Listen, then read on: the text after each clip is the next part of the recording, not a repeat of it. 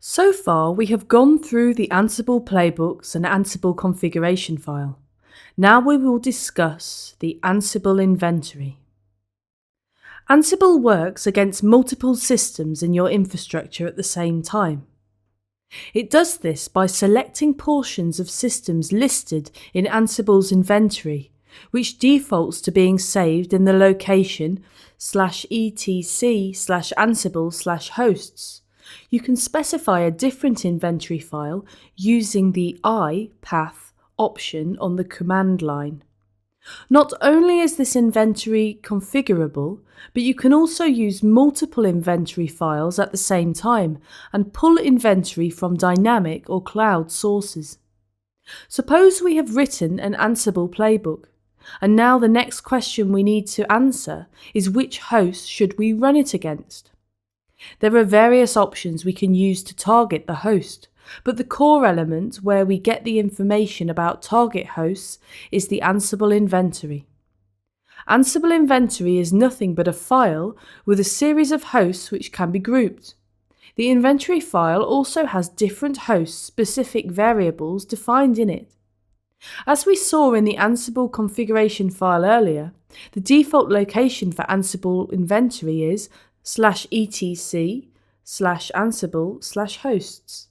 So in this inventory file, we can group a series of hosts together, and when we run Ansible playbook, we can choose any of the groups or file, or we can target all of the hosts in the Ansible inventory and run the playbooks against it. Inventory files are written in INI format. The INI format is a common format used to write different configuration files on multiple platforms. It has a grouping name and a series of key value elements in it. Ansible inventory also supports host variables. Host variables are variables specific to a particular host. For example, let's say we have 10 hosts in the inventory, but one of these hosts requires a different username to log in. In this case, we will specify a different username for Ansible SSH user for that particular host in the inventory. At runtime, when we run the playbook on these set of hosts, Ansible will be automatically using appropriate host usernames to log in to each of the 10 hosts. The particular host which needs a different username will be picked up from the host variable, and all other hosts will use the default username as configured in the Ansible configuration file. Besides that, it also supports group variables, where variables can also be applied to an entire group at once. Inventory also supports groups of groups. Now let's navigate to the command prompt and learn more about Ansible inventory. Let's view the content of our inventory file, which by default is located at /etc/ansible/hosts. We have already added the host-specific information for our demo nodes, but before we talk about that, let us just go through the entire default content of this host inventory file. As usual, the lines prefixed with a hash are commented out. They will not be read by Ansible at runtime. So here are some examples of hosts which are configured in this inventory file as ungrouped hosts. Hosts can be configured via their network DNS name. For example, here we have green.example.com, blue.example.com. But we can also configure hosts using the IP, so we can give hosts in any format.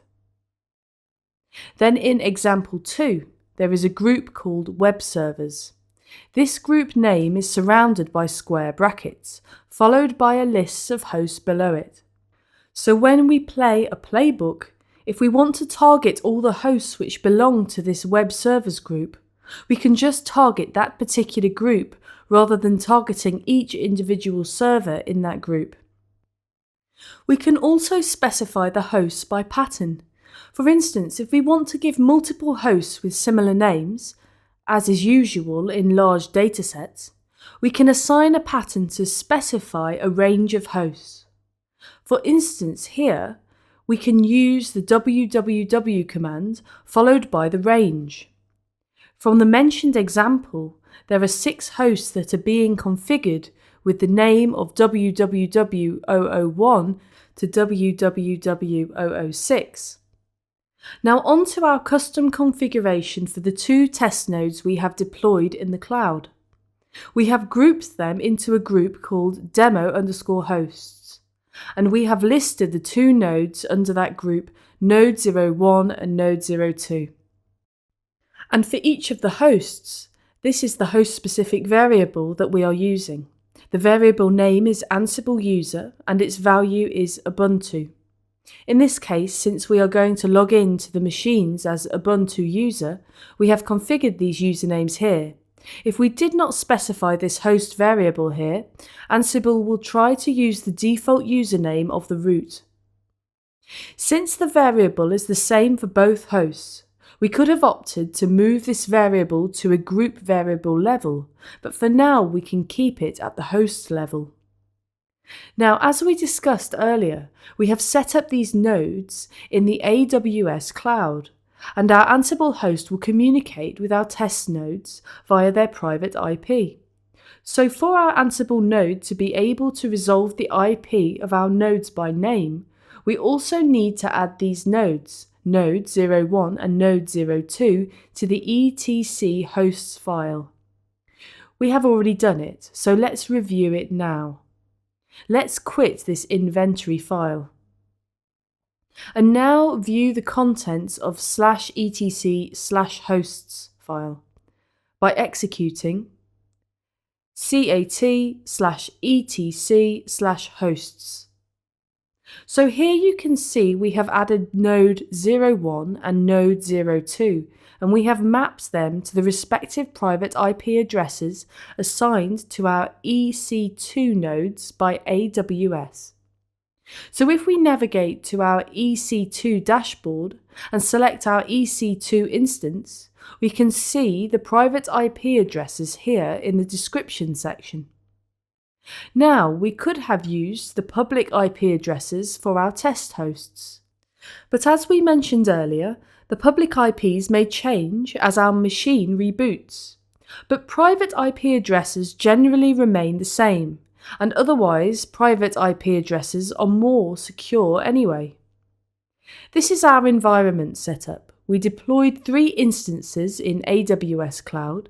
We installed and configured Ansible on our main Ansible node. We have mapped the 2 test nodes in the /etc host file.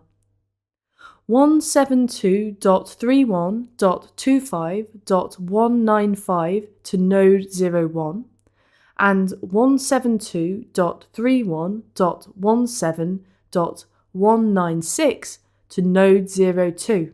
And we have also added these hosts in the inventory file. This is the basic setup for Ansible.